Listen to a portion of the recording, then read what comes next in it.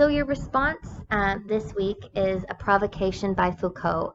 Foucault writes that each society has its regime of truth, its general politics of truth, that is, the types of discourse which it accepts and makes function as true, the mechanisms and instances which enable one to distinguish true and false statements, the means by which is sanctioned, the techniques and procedures accorded to value in the acquisition of truth, the state of those who are charged with saying what counts as true.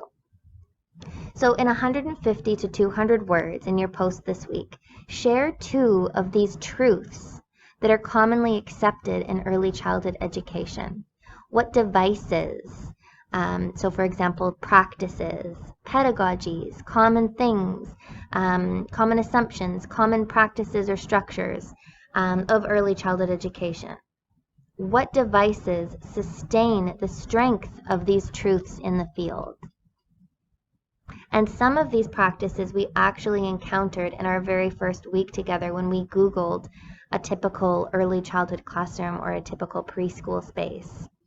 We can see practices alive in those spaces, and now as we think with Foucault and we think about discourse and regimes of truth, we can look at those practices, look at even those materials, and look at them from a critical space and thinking about what are the truths that they uphold.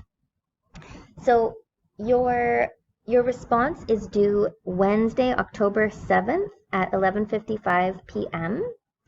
And also next week, week 4, we can look forward to our first chapter discussion by Megan, Paige, Chelsea, and Gabrielle. And they'll be summarizing and discussing chapter 3 of our Beyond Quality text.